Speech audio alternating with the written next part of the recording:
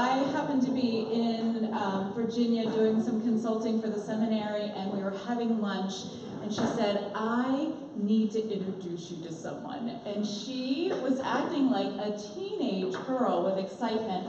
And so she took me over to a house where I promptly was completely slimed by an enormous dog from head to toe, and met this person that Lisa was so excited about. And every bit of her excitement was completely justified, because Tricia is a truly remarkable human being. And so last week, if you were here, we heard the whole long, very professional list of all of the books and all the positions. And what you probably just need to know for today is that she is a woman who is on a journey deeper towards God and has the ability to bring people along with her in that journey in a way that is very rare. And so I give thanks that she's going to talk about C.S. Lewis, but she could just as easily talk about church growth or Harry Potter, of course. This is the Hogwarts Chaplain, so if you want to Google up Hogwarts Chaplain, you might see some fun videos. But it is a gift and a joy to have her here 2 weeks in a row. And so, with no further ado. Okay, so feel free to be gathering your food back there. A man named Tom Long, who was a professor at Duke University for many years, a professor of preaching. If you don't know any, want to read some great theology. Tom Long has some wonderful, wonderful books.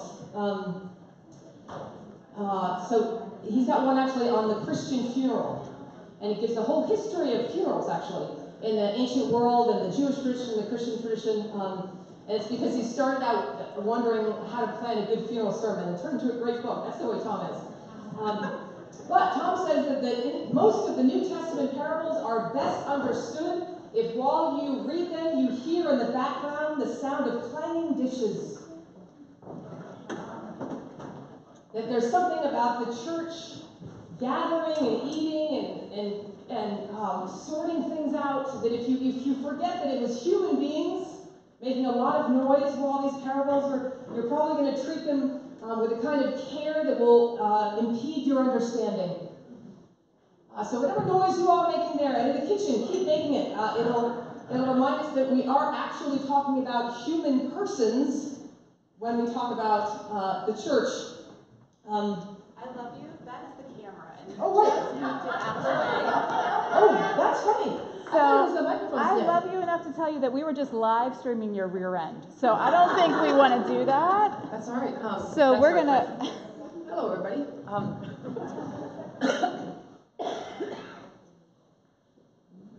Okay, so today the plan is to talk about a few very specific things about C.S. Lewis.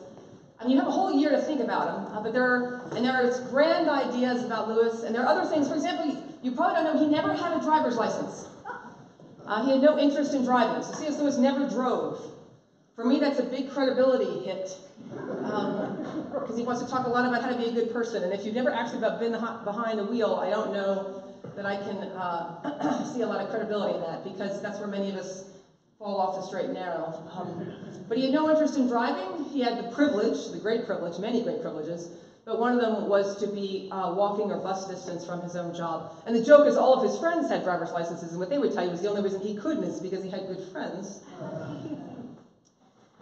So I hope before the end of the year, that a year of C.S. Lewis, you'll come away knowing some things like that maybe you didn't know. And I hope that you will also come out of a year of C.S. Lewis having reclaimed things you've heard for a very long time in your Christian formation, or your Jewish formation, or it doesn't matter. You've known God from when you were formed in the womb. So I hope that there's something that C.S. Lewis says, because not everything he says is going to be something you agree with or something that speaks to you, but I hope that there are enough magnets in Lewis's words to pull out of you things God has been doing and being in you from the beginning. That's why I love C.S. Lewis, actually. There isn't one idea or there isn't one book. His words operate like magnets that pull things out of me, even if it's things I'm frustrated about, like his opposition to female ordination. But when I read why he, in his logical way, lays out his opinion, I understand mine even better. I find my voice. So he's still a magnet for what God has been doing in my life. I want to talk today about heaven and hell and evil in C.S. Lewis. This is light topics on a fall day. Because Lewis did believe some things about heaven and hell that aren't commonly held beliefs now. And yet they are the cornerstone, I hope you'll know this by the time we're done, the cornerstone of everything from his letters to friends to Narnia. So it's important, let's just understand what he thinks about those things, and then see that what kinds of fruit come from that root, whether or not you agree. But before we do that, I looked for a board so we could write some things out. I actually noticed on the back of this board, we're not using this side because there's actually a drawing on here. And I'm guessing that's Jesus. You know, he's a sort of happy white guy, and so that's probably someone's Jesus. But I don't want to erase this because I actually recognize this art in the Episcopal Church. This is J. Seibotham, am I correct? Yes. Yeah. That's Moses. And that's Moses. Oh, that's Moses. Okay. J. Seibotham is a priest and a writer and a great thinker in our church, so it just means he was here. So I feel like I can't erase this. You could sell this. This is a J. Seibotham. That's a thing, as the kids say. Okay, but we're going to use this side, and I want you to raise your hand. And when I say heaven and hell, let's just keep this focused. Hell, what are your thoughts or your questions? Anybody? And let's see it, and then when I explain what Lewis has to say about it, we'll see if it responds to. Go ahead. Very hot. Hell is hot. Okay, we'll begin with weather then. Okay. Hell, you think of it as hot. I'm assuming you mean sort of flames, fire, right? Fire. I'm going to say that's a negative association. Because I love fires. I'm going to go home and have one tonight because of this weather. But that's probably, you don't mean s'mores, right? You mean danger. Danger. Okay. Yeah, fire. Anything else? Separation from God. Separation from God. Okay. Separation from God. On earth or after death or both? Well, I guess I'm thinking in hell, then you're not going to be where God is. Okay, so that would be forever, maybe? Okay, also sad, right? Yeah, sad, definitely. Question, is it a place or a state of being? Right, is hell a place? So is there a geographic hell? Okay, is there a place? Or is it a state of being? These are complicated questions, right? Because if there's no time, is there a place? Right? Yes? Based on the screw tape letters, you're going to be enticed to make choices that will... So free will, there's a choice involved. Okay, sure, choice, free will. Okay, we are going to talk about screw tape letters and the Great Divorce. Some of you have already been reading those deeply, which is good. My friend. Satan. Is there someone in charge of hell? Right. Being Satan or the devil? Are you asking, or you think there is? Okay, so, all right, who's in charge of hell? That's actually a great question. You must be like a Presbyterian or something. You want the org chart. Someone else, yeah? Everyone you meet there is really surprised to be there. Right, wow, okay. And convinced they're saved. Right, so it's not good news, but it's news. Right. Okay, so let's talk about when we become aware that we're in hell. How many of you believe hell is a place? Oh, come on. Yeah, a place. You die and you could go there. Okay, 4, 5, 6, 7, 10. Oh, we could just stay in here all day, and by the end of the day, maybe we can get all of you. How many of you have heaven as a place? Okay, about the same number. Okay, good. All right. Okay, so 2/3 of you have a different answer about heaven or hell than that choice. One of the things you can continue to know about each other for next week's coffee hour. Consider that a question planted. Only 1/3 of you would say, and I'm not here you'll see in a minute, I'm here to advocate for Lewis's view because there's something about it that is actually truly Anglican, and when I say that, I just mean that's the theological tradition, right, of which the Episcopal Church in the United States, is carrying that tradition. So for me, I'll use them interchangeably. This is good. This is good. Okay. So to understand Lewis's view of hell, we do have to say something about evil, and sort of get out a definition of evil from the Anglican, not just the Anglican, really the Catholic, Anglo-Catholic, Eastern Rite tradition. Evil. Here's a sentence. See how this sits with you. Evil is insubstantial. Evil was not created. And in a very real sense, evil does not exist. Now, you're all very polite people. At this point, feel free to just want to drag me out for speaking against what is, I'm sure, your human experience of it. In any form, on a cellular level, in the form of disease, on a social level, even a global level, something like genocide. If we look at certain churches, I read the entire district attorney's report on the Catholic Church in Pennsylvania. I'm one of the people that just read the whole thing. So if someone showed up at my little coffee hour while I'm having my donuts, even though they kind of played around with the camera, I would be a little, at the very least, upset that they would throw out a phrase as casual as evil isn't real. But what you need to know about evil in classic Christian theology is evil is called something, here's a phrase, you can take this home, privation of the good. That is what evil is. And you're not going to be able to understand the Screwtape Letters or the Great Divorce, or frankly much of Lewis, if you don't understand what he thinks evil is, because that's going to determine what he's trying to help us do, and how we're going to finish our time today, is we're going to talk about what Lewis thinks the church is. Because I think you're actually at a very important place in the timeline of St. Thomas. And it might be helpful that if I could leave you, in light of views of heaven and hell and evil, what C.S. Lewis thinks a church is. I hope you might find that helpful. Remember, there are whole Screwtape Letters about the church. And it's not like a rave review. One of the funniest people in hell in the Great Divorce that Lewis meets is a bishop, an Episcopal bishop, which you find out at the end of the conversation. So I'm not adding on to my topic about heaven, hell, and evil, the church. It's in there. It's like ragu. It's in there. Because once you understand what Lewis thinks good and evil are, and that we are people of free will, it'll help you understand why he says anything about any given day. And then what the church must be if you're going to be a follower of Jesus in the world. What the church must be. But the church also has free will. So the church can get just as lost as an individual. Which is why Lewis kind of writes to both. He writes both to individuals, and quite often he mocks and teases the church. But he does it because it is so important that we get clear what a church is and isn't. I should say who a church is or isn't.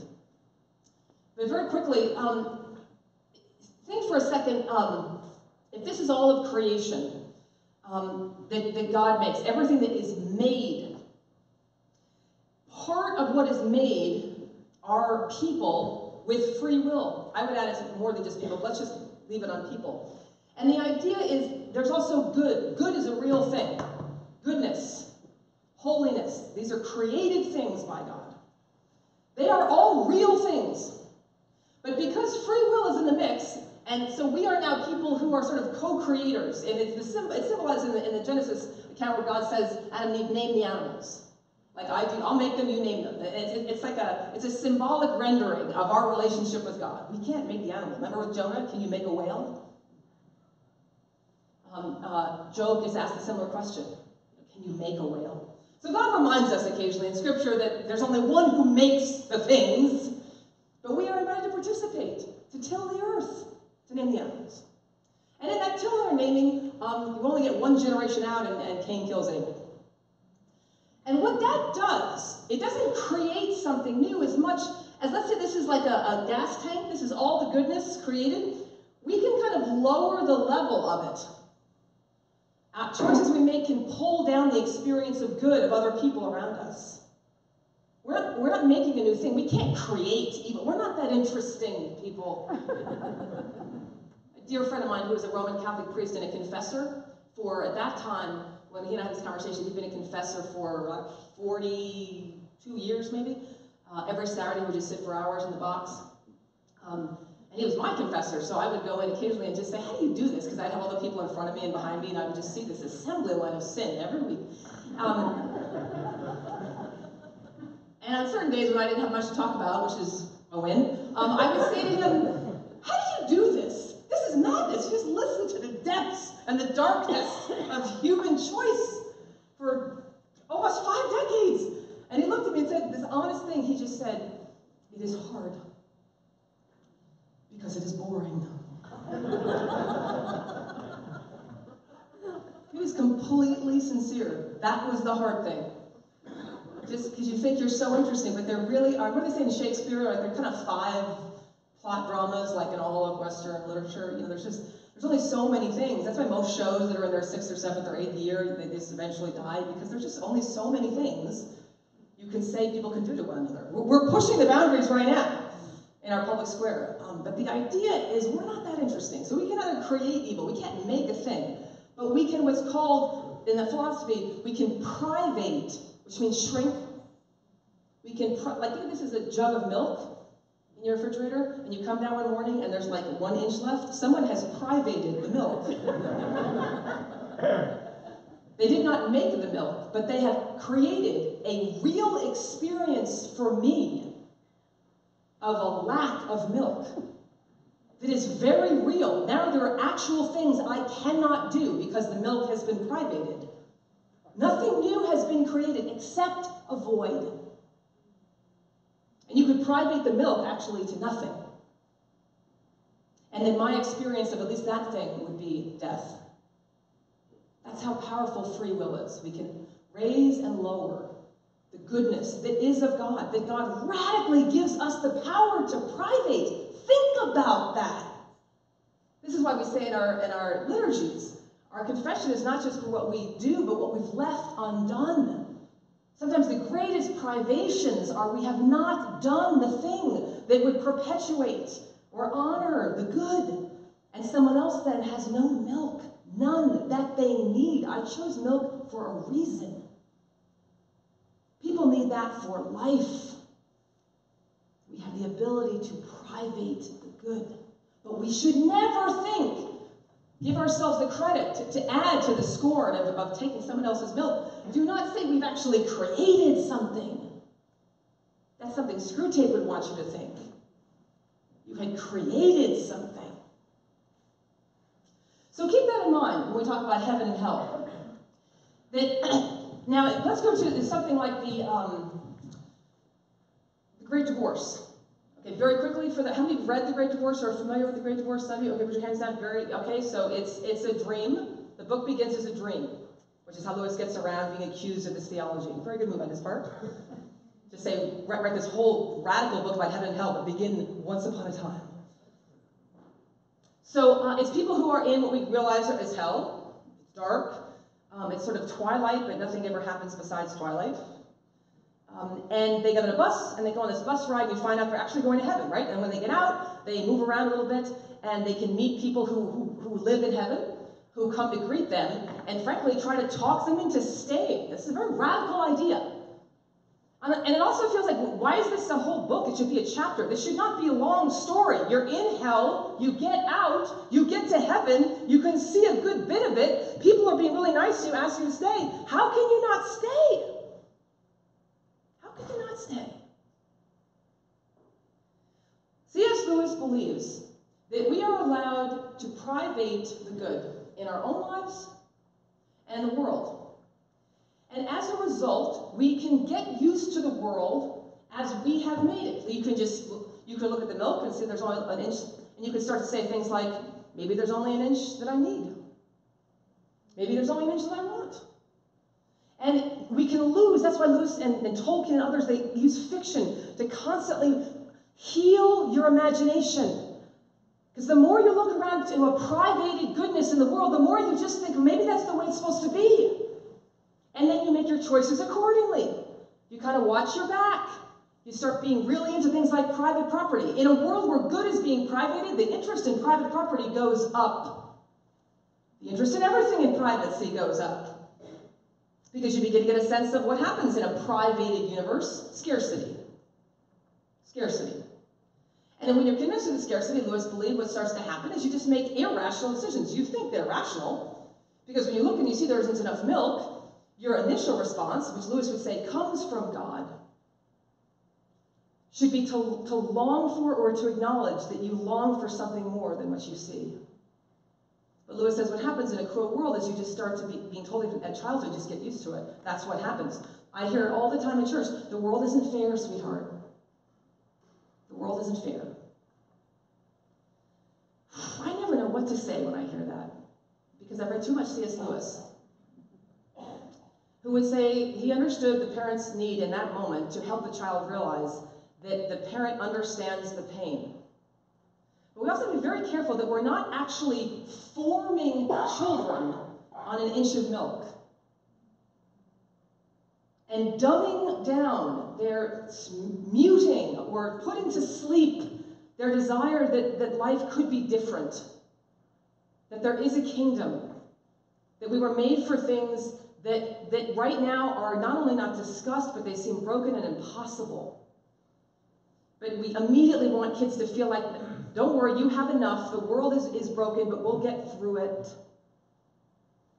We have to just be very careful, and I'll tell you exactly what to say. But Lewis has this phrase that might help you understand. It's from a sermon, and it's online. You can get the whole sermon if you'd like, and it's called The Weight of Glory. Have any of you read the sermon, The Weight of Glory? Lewis is famous in that sermon because that's the sermon in which he says, remember, there are no ordinary people. Because he says every soul is at every moment either moving toward God or away from God. And by the way, for Lewis, yes, hell is a geographic place. But here's why he believes that. Because he believes that your free will never be taken from you. Now, he does believe you can give it all away. But God will never take your free will from you, and this is radical, ever, in the whole span of the existence of your immortal soul. That's what the bus ride is about. That you will never lose the ability to choose God, and heaven is that choice.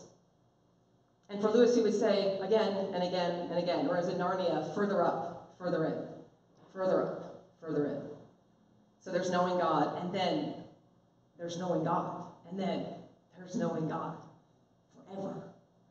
It's not a static accomplishment. So to say heaven is a place, I don't really like that phrase for Lewis because it sounds like it's a static place. And Lewis would think of it more like a swept up. And so if you want to call that heaven, I guess, it's real. And you can enter that stream and go further and further and further. Now we see through a glass dimly, but then we will see face to face, and face to face, and face to face, and face to face. Then you will know fully as you are fully known, and then you will know more and more and more. We call that glory. And at any moment you can say, none for me, thanks. At any moment you can say, I've had enough. You will never lose your free will in the span of your immortal soul, says Lewis. He never quite goes on record saying that. He loves to do allegory and satire and letters to friends, but it's there. You can choose forever. Because his whole thing is, God's not going to all of a sudden say your time is out. I want you to love me on your own and not me forcing it on you. And that only lasts for 10,000 years. The love of God is the same yesterday, today, and tomorrow. Everything is yes in Christ, yesterday, today, and tomorrow. So his whole thing is, obviously, if you have free will right now, at 11:48, you will have it a billion years from now. Because the reason you have it is because of God's love, and that love doesn't change in seasons in quite that way. So of course you can choose heaven or hell, but they have to, for him, be real options. Now, don't get confused, because it does say in the Great Divorce, so hell is populated, but the guide tells Lewis, Well, there's never been a human soul in hell. Remember that line? And that's confusing because you were just understanding this, that this was hell has to be an option if by hell to choose to be away from God. Not so much on the fire for Lewis. That's sort of an image. Remember for Dante, if any of you read Dante's Inferno, there's all these levels of hell. The seventh, the most awful, darkest level of hell is actually ice. For some reason, he just kind of didn't win on the whole artistic thing. I mean, but he won over Lewis. How do we know? Winter in Narnia. You know, the Queen's castle is the stone cold ice. And anyone that has come fully under her power is actually stone, cold stone. So Lewis was very taken by Dante. But our tradition is just so addicted to this devil and the climate change thing. We just won't let go of it. But for Lewis, fire is passion. It can kill, but it can only kill because it has power. Pentecost. That's fire for Lewis. So for him, hell is the opposite, actually, of fire, of life, of flame, of ascension, of transformation, of things coming out of ash. For Lewis, you want to know what the opposite is of being with God? It is ice. Cold, hard, as still, that even things that were moving, like water, to even stop water from moving. Now, for someone like Lewis, with baptismal imagery of water, you do realize why frozen water is the most terrifying image he can have. At the beginning of creation, that God's Spirit came over the waters, the idea that you could stop water moving. For a baptized Christian, that is some terrifying imagery. That should just make your blood run cold. Fire could go either way. Ever been in love? I mean, fire can go, and you can, and the younger you are and the more love you have, the more combustible things tend to be. And the less you care about how many other things are burning down. When you get older, hopefully you still have that power, but you're a little more concerned about the collateral damage. But then again, I was a chaplain one summer at a retirement home, and I have to say, I was surprised. Let's just say that, I was surprised. So it's important to realize what's at stake for Lewis, is that you and I, right now, have a choice with every thought and breath to take a step toward God, or to take a step in another direction. And I have to say, if you had to summarize Lewis's fiction and nonfiction on this question of moving toward or away from God, I think it's Lewis's greatest gift, I know it is to me, that his writing, whether it's fiction or nonfiction, sermons or letters, he reminds me to look at every second of my life as going in one direction or the other. And not to be whispering things to myself like, but this is all there is. You know, that scarcity narrative. In the Great Divorce, there's a character who's sort of the symbol of this. It's a minor character. So remember, Lewis is meeting, and I have to say, the Great Divorce is hard to read in the 21st century. It moves very slowly. It has all of the deliberate consideration of argumentation that was classic for Lewis's 1930s, 40s, 50s. Lewis's expertise was philology, which is the study of argumentation. Augustine and others also were trained in what was called rhetoric. So they love the kind of extended, not just word plays, but thought, like chapters of ideas. This is not a literature I would pick now to share the gospel. Not that other people are doing it, and the atheists who are publishing books right now, largely out of England, are doing it very well. So someone's got to do it. So God bless you. Go do it. 31 points made that have a building crescendo of alliteration in each sentence and a kind of parallel structure with ideas. It's beautiful. It's like looking at the Sistine Chapel ceiling. You can't really tweet that except as a picture. So I have to say, some of you are like, I'm going to go home and read The Great Divorce. Just, yes, I believe you can get a lot out of it, but don't be surprised, depending on your age or your reading habits, that you get about halfway through, and every third or fourth page you find a really interesting idea that speaks to you, but then you've got to go 3, 4, 5 pages more of pleasantries and interesting references that you're not really sure, and it just goes on and on. But that was the style, which is to really take someone on a journey to bring them through all the arguments on the theological question. Remember, Lewis and his friends did that as the Inklings once a week, meeting in this the Eagle and Child, this pub. So the longer the discussions went, the better. That's clear in some of his writing. But you might miss, like, for example, my favorite character in The Great Divorce is a woman who's walking around grumbling. And picture Lewis, he's just kind of realized that everyone on the bus is in hell. So he's fascinated about who each person is, right? Like, how do you get into hell? And he realizes, like, every person I meet is going to show me one way you got to hell. And he's got this tour guide, a guy named George MacDonald, who was a great author that inspired Lewis. It doesn't surprise me he wrote him into The Great Divorce as his guide, a Scottish guy. And Lewis leans over to him, and because they've seen some pretty horrible people, but Lewis sees this lady, I don't know, a senior citizen. She sort of paints her like that, but it's also clear she could be any age. It's not really clear. And Lewis says, but she grumbles. Are you like, what kind of, you can go to hell for grumbling?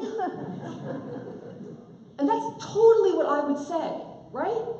Now, keep in mind immediately the decision we've made here, right? Which is that grumbling is not as bad as what? Other things that I think you deserve to be in hell for? So Lewis always wants you to check your outrage. So let's just have it together for a second, okay? And just put ourselves through the dishwasher that is Lewis's thought. We begin by saying, that's a pretty crappy God that puts someone in hell forever. Or I should say, they put themselves in hell forever. Remember, C.S. Lewis says the gates of hell are locked on the inside. God doesn't put anyone in hell. That's why he says there's never been a human soul in hell that God has ever put there. You're not put there. You choose it. But Lewis is fascinated, as was I when I first read the book. Grumbling? So I'm waiting to turn the page. Like, what else? A grumbling plus has got to be the ingredients for her to get in hell, right? Nope. So Lewis says, okay, look, she just grumbles. And George MacDonald says, does she grumble? Or has she become a grumble? You can private your own good. You can private so much of the human soul in you that there is nothing left. You can just start grumbling in every situation. Every time you grumble, you take away an experience of goodness and beauty and freedom and love from everyone around you and yourself.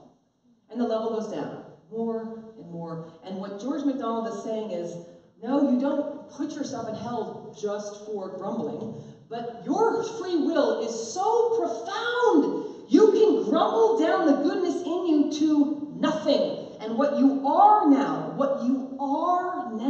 is nothing more than the choice. MacDonald says to Lewis, if there is still a woman in her who grumbles, if there is still a human person, he said, one golden ash still glowing in the pile. All angels in heaven, he said, will blow on it and turn to a great flame. And she will ascend. And what was taken by her choice will be filled by God. But what we're wondering on this bus and what we're going to see at the end of this trip, has she grumbled so much that there isn't a single ember left? And then if there isn't, God will not, as he says, vanquish into her and insist that one be planted. This is what is absolutely haunting about Lewis. Not that hell is fire, because it isn't. Not that hell is a place that God could put you, because that's not how it works in Anglican theology. What is radically awakening for you as you leave today is you have the power to add to the goodness in your life. To say, more, please. And you can also say, less. And our free will is so radical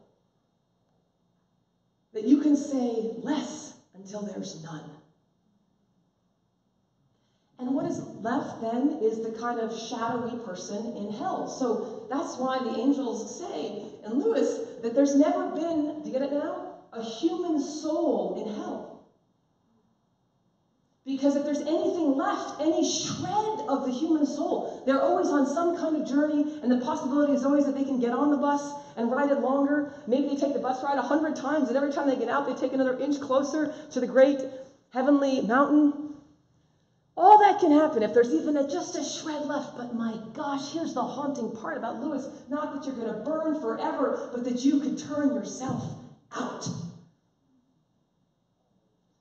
Not necessarily by murder or other felonies.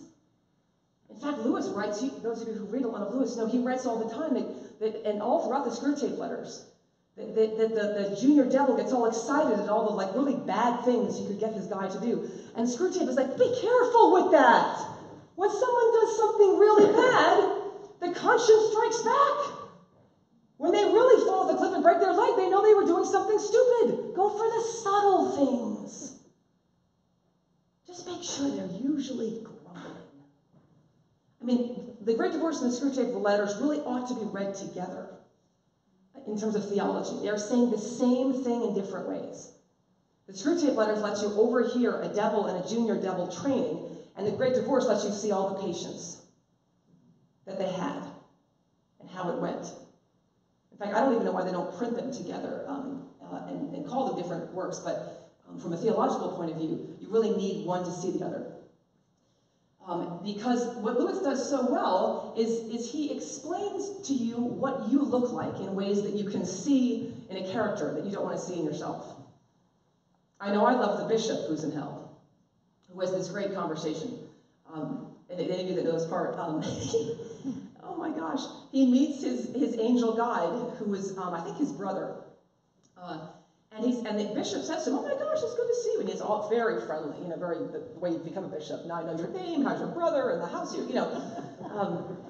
so he's talking about all this stuff, very folksy. But then he says to the brother who's in heaven, he just says, you got really kind of narrow at the end of our lives there. You became a bit, radical. And what you realize what happened was he and his brother had a little theological conversation for decades, and one day his brother just made some decisions. That Jesus really is God, that the Bible really is the Word of God. He wasn't sure what that meant, but that he just decided that I'm going to believe that that's true. And there are lots of things in the creeds he wasn't completely clear about, but he just decided that credo, I believe. Remember St. Augustine said, do not understand that you would believe. Believe that you would understand. This idea that you have to figure everything out and then you decide what you believe. Well, what if, Lewis would say, what if it's the reverse? What if you I know this from being married, you stand there and say, forever, for better or for worse, for richer or poor, for sickness and in health. Do you really know what you're saying? What if you said, I have to figure out whether or not all those things are possible and on what probability, and when I do all that, I'll show up here and we'll agree. Instead, you say the vow, and then you wind up living into it. And in saying what you might not have even understood, you wind up getting the understanding, it follows the belief. Remember in Christianity, people don't make vows. Vows make people. Always a sign that something comes from God. God makes the milk. God makes the vow. And that will make you or not. But you do not make the vows or their power. All we can do is private that which God has given us, and many of us in our vows do. We take out what could be their fulfillment by our free will. But let's just be clear that we are made by our vows. I said as a priest who took vows. I didn't really know what I was saying when I was saying that I wanted to be part of the rites and rituals of the sacraments for the rest of my life. But the understanding is coming day after day after day after day, one airport conversation at a time. One dear friend who calls me and just says, I'll tell you, I have to be careful, we're recording this. Someone my age, I've known for 25 years. A really fancy Episcopalian. What I mean by that, grew up near the National Cathedral, parents were vestry, very affluent, all that, went off to college, didn't go to church anymore, was confirmed, a big party, the confirmation party was like a wedding. Wonderful person, lots of nonprofit organization stuff. called me crying when her daughter was 8. Son was 9. She called me crying. Don't worry. What she said was tragic, but no one was hurt. She called me and she just said, I'm just calling you. Because I have all these friends in college, and most of them are like CEOs and everything, and everyone jokes that they call me the Peace Corps person, which is funny because I've never been in the Peace Corps, but they don't even know how to describe someone who isn't a CEO. They're like, you're like Peace Corps stuff. Okay.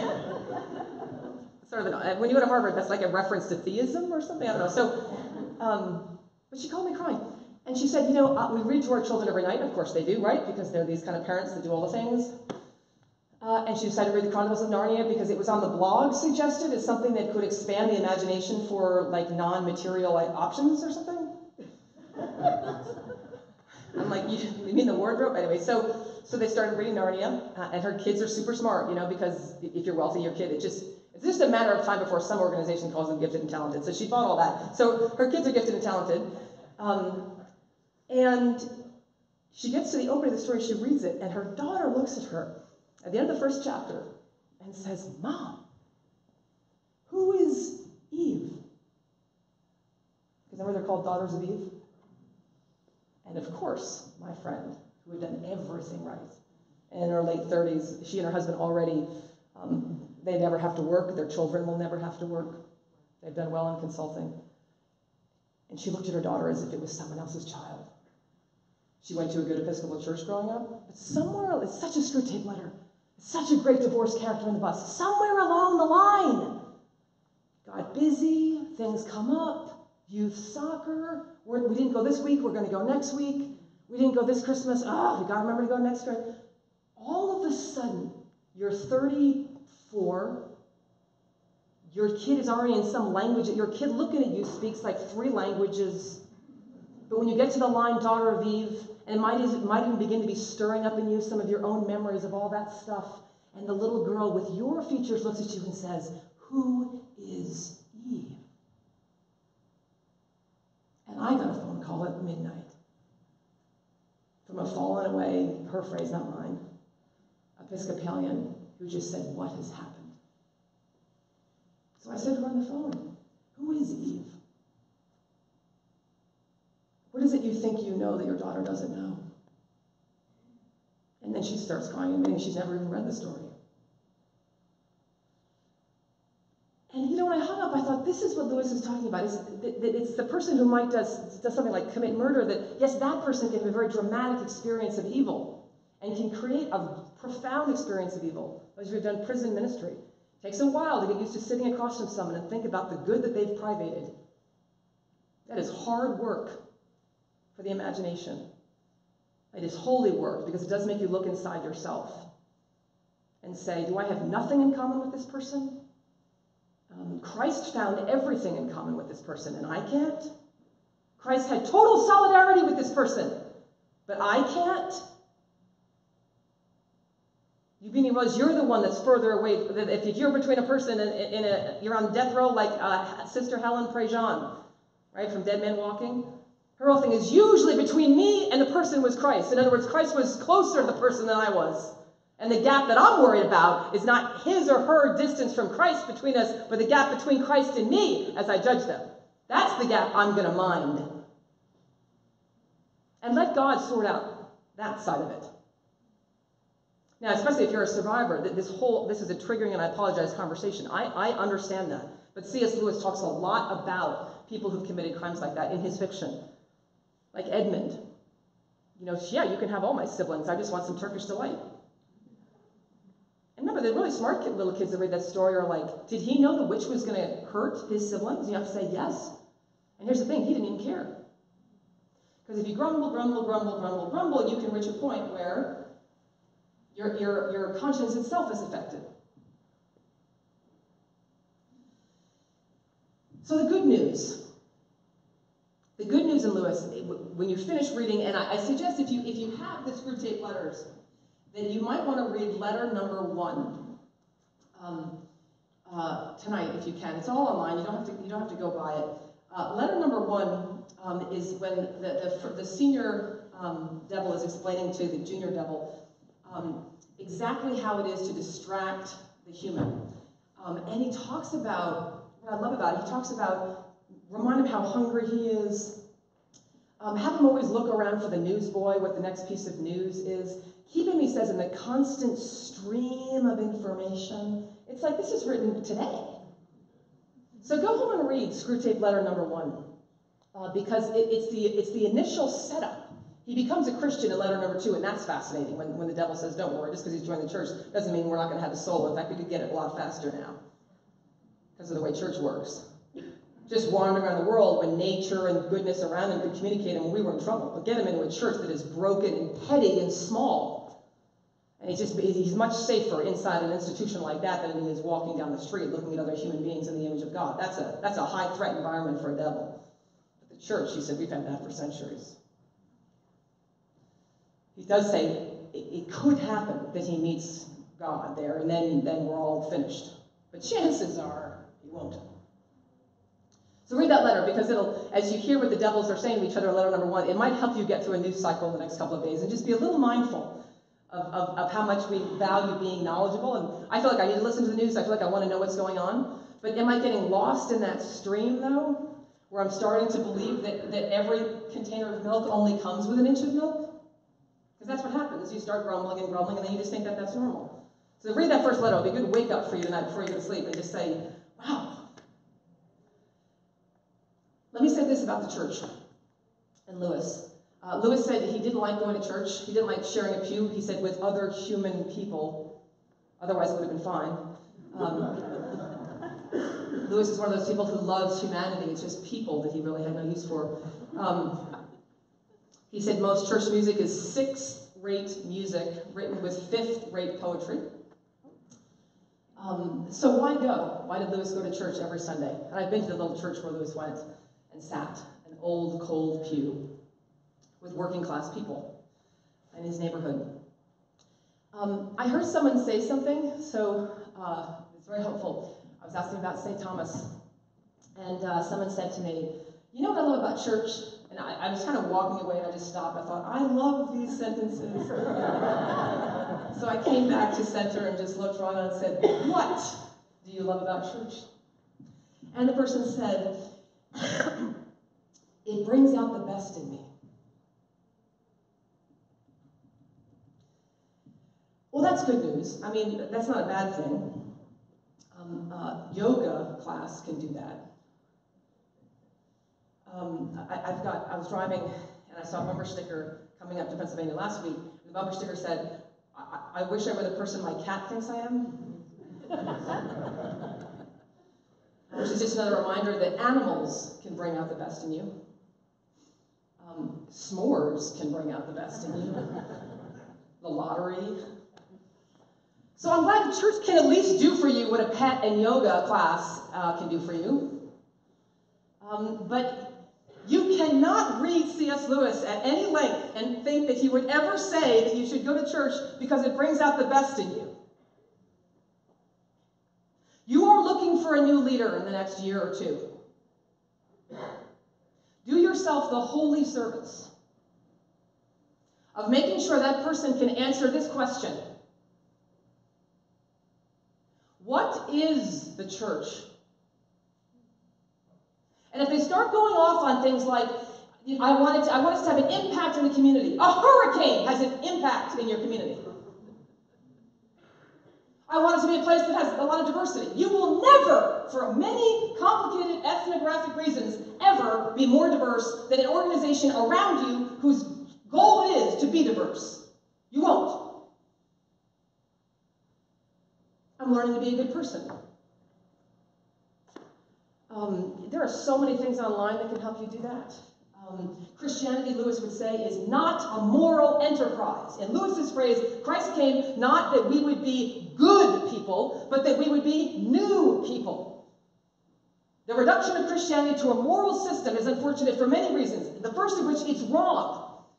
Christianity is an experiment in failure in the moral life, and it's for people who have admitted that and want another way out besides failure, and shame and guilt, and the repetition of sin that comes with shame and guilt. Christianity is a release, a rescue, a removal from a moral enterprise. that requires you to admit you failed. That's why the 12 steps are so powerful. Step one, I admit the problem has become unmanageable, I think is step one. That is the beginning of Christianity. That's why I think 12 steps works. It's true. So they get it in AA. AA is not a moral enterprise. It is an admission that you are a failure at the moral enterprise. Now what? Now what? There's nothing wrong with coming to church because it brings out the best in you. But believe me, the more information, the more stuff is online, the more our communities are have more people coming in and out of them, urbanization, people coming to the coast. The more this happens, you will lose. If that's the game, that's the game. I was about to say the aim, the game. Either one. Church should be the one. I drove through New York City. I had to do a parish retreat a couple weeks ago. I'm driving down Madison Avenue, going to a really fancy, wonderful Episcopal church. And I passed another church right near it, and a big banner, they paid for it. Someone went to Staples, downloaded the PDF, printed it out. You know what the sign said? We have Starbucks coffee. If it was my car, I would have pulled over, but I was in an Uber, so I sort of saw it. And experienced horror for 7 more blocks along Central Park. Here's the thing. 2 blocks up from them on Madison Avenue, there's a Starbucks. And if I could talk to the vestry, I would break the news that I'm quite sure that Starbucks also has Starbucks coffee.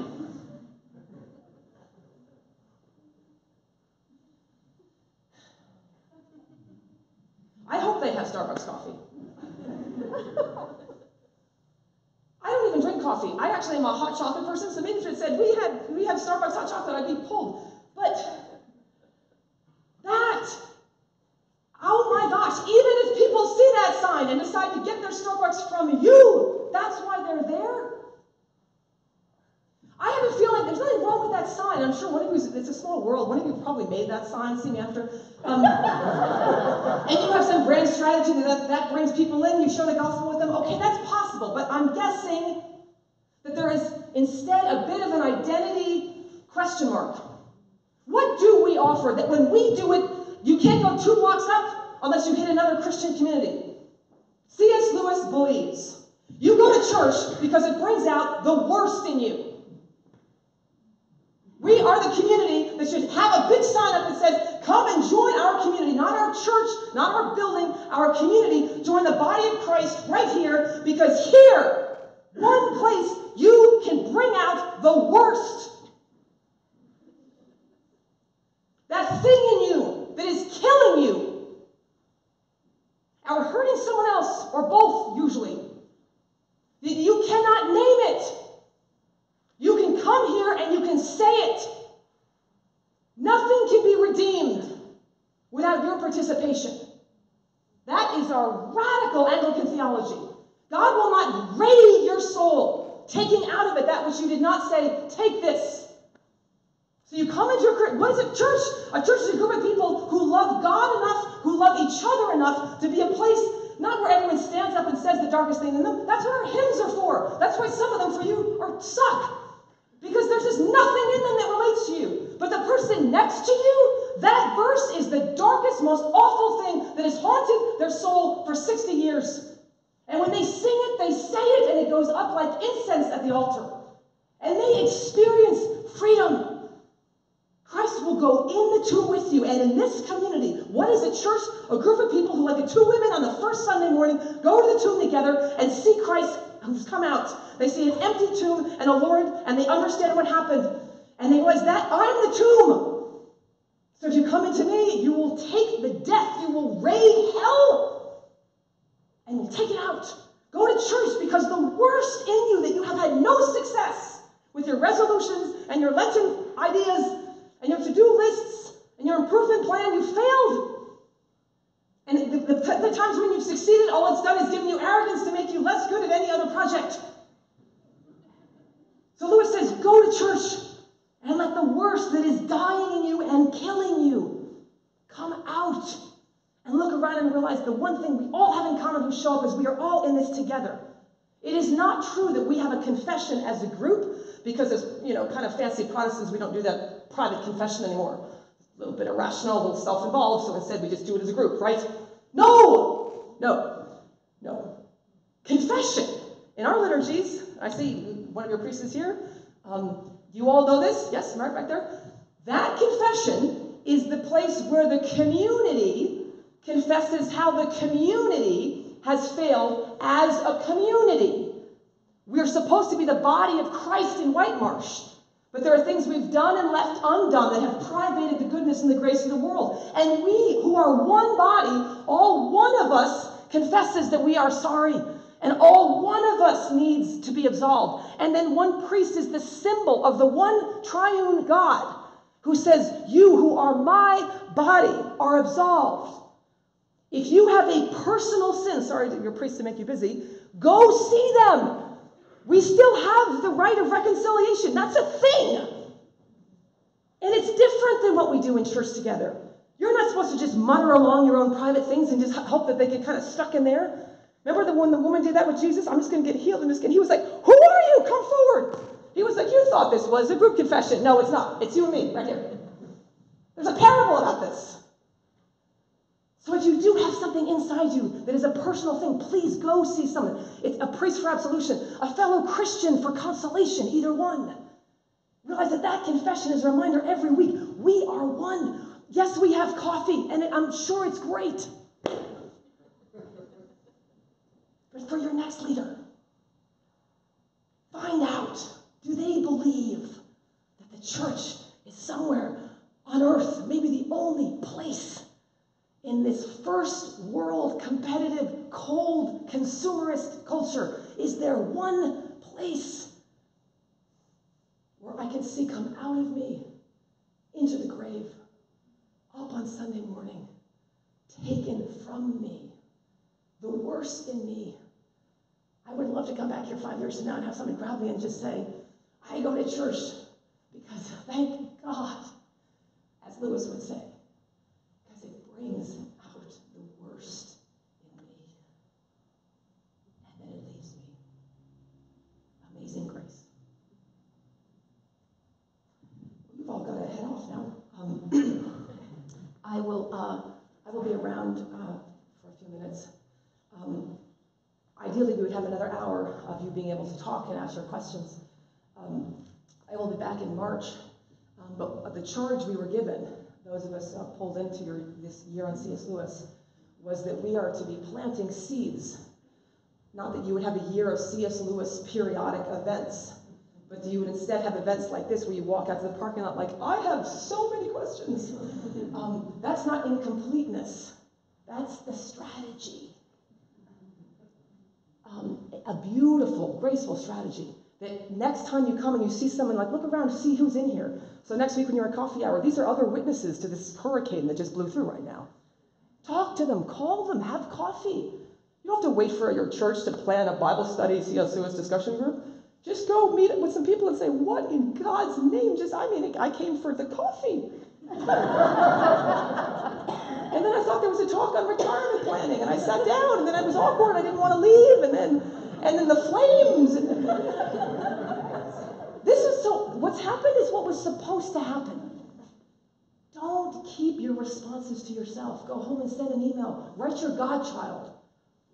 One of the most unrealized institutions in the Christian community is godparenthood.